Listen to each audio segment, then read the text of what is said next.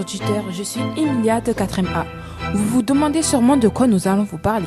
Eh bien, on va vous parler d'un fameux roman de Victor Hugo, qui est Les Misérables, que tu connais sûrement ou pas. Sans plus tarder, je vous laisse avec le premier chroniqueur. Alors dis-nous, que vas-tu nous apprendre sur Les Misérables ? Salut, je suis Gabriel. En fait, je vais vous parler de Gavroche, un personnage connu des Misérables de Victor Hugo. Gavroche a à peu près 15 ans, ses parents l'ont abandonné. Et il vit seul dans la rue. Il a un fort caractère. En plus, il se comporte comme un grand frère avec les autres enfants de la rue. Gavroche est un ado très protecteur. Une fois, il a trouvé un peu d'argent dans sa poche. Alors il est entré dans une boulangerie et il voulait acheter du bon pain blanc. Mais le boulanger lui a donné du pain qui n'était pas très bon. Alors il a dit au boulanger que ce n'est pas parce qu'il vivait dans la rue qu'il devait lui donner du mauvais pain. Je trouve que Gavroche est assez respectable, même si lui ne respecte rien. Malheureusement, pendant une manifestation, Gavroche s'amusait à esquiver les balles des soldats, mais un soldat réussit à le toucher, mais il se releva. Il se moqua de lui, alors le soldat le touche une deuxième fois, et Gavroche s'endormit éternellement. J'espère que ça vous aura plu, merci de m'avoir écouté.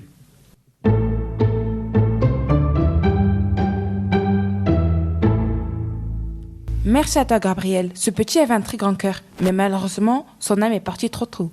Passons au deuxième chroniqueur du coup. De quoi ou de qui vas-tu nous parler ? Salut les auditeurs. Alors moi, c'est Oscar, et dans ma chronique, je vais vous présenter un des personnages principaux du roman Les Misérables, appelé Jean Valjean, alias Madeleine. Allez, let's go ! Déjà, pour commencer, Jean Valjean, c'est un ancien bagnard qui a été relâché, mais qui est toujours pourchassé par Javert, un policier qui veut le renvoyer en prison.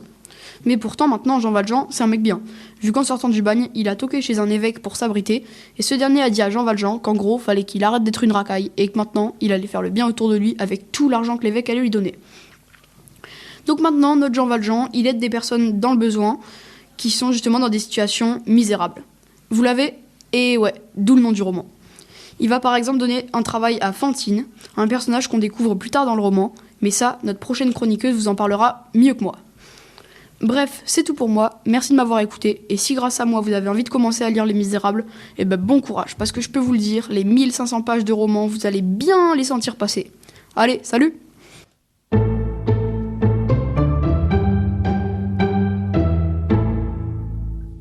Bravo pour cette chronique, c'était super. On continue avec Rémina qui va nous parler de Fantine, comme Oscar nous l'a dit. Salut, je vais vous parler d'un personnage de Les Misérables, Fantine. Fantine était une femme très belle avec des cheveux blancs et magnifiques. Elle était une fille qui n'a pas de parents et elle travaille pour gagner l'argent. Elle aimait un garçon qui s'appelait Tholomyès et ils ont eu une fille qui s'appelait Cosette. Et quand Fantine n'avait pas assez d'argent, elle laissait Cosette chez les Thénardier. Mais les Thénardier lui demanderont beaucoup d'argent pour s'occuper de Cosette. Du coup, elle était ruinée. Fantine est donc obligée à vendre ses chevaux et ses dents pour gagner l'argent afin de subvenir aux besoins de sa fille Cosette. Au revoir et merci pour votre écoute.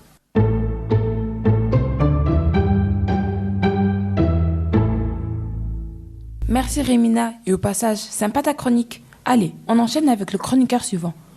Dis-nous, sur quel personnage vas-tu nous donner des informations ?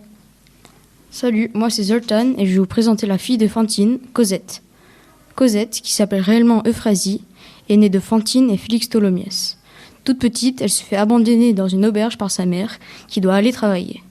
Les tenants de l'auberge, qui avaient l'air bienveillants au début, sont finalement très malhonnêtes, car en plus de maltraiter Cosette, ils demandent sans cesse de l'argent à Fantine. Plus tard dans le roman, suite à la mort de Fantine, Jean Valjean vient chercher Cosette et devient le père qu'elle n'a jamais eu. À 15 ans, Cosette tombe amoureuse d'un certain Marius, qu'il aime aussi, mais Jean Valjean ne veut pas que Cosette se marie et déménage pour que Marius ne puisse pas trouver Cosette. Mais ce dernier n'est pas du genre à abandonner et parvient à la retrouver après plusieurs mois. La révolte de 1832 les empêche de se marier, mais 2 ans après qu'ils se soient rencontrés, ils se marient enfin.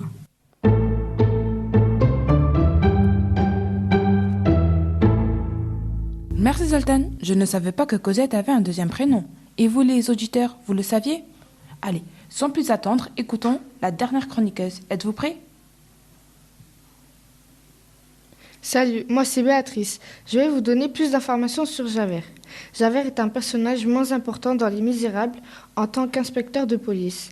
Il représente la loi et l'ordre, mais il est également hanté par un sens strict de la justice qui le conduit à poursuivre Jean Valjean, de manière obsessionnelle. Sa lutte intérieure entre la loyauté envers la loi et sa conscience morale en fait l'un des personnages les plus fascinants. Javert, c'est un bon personnage juste à cause de son obsession sur la justice. Il devient un peu méchant, mais bon. Bon, c'est terminé pour moi. Merci et à la prochaine. Oh là là, ce Javert m'a l'air pas très sympathique. Mais bon, laissons les policiers faire leur travail. Merci à tous de nous avoir écoutés. J'espère que vous avez kiffé. En tout cas, moi j'ai trouvé ça trop cool. Et on se dit à la prochaine. Bye!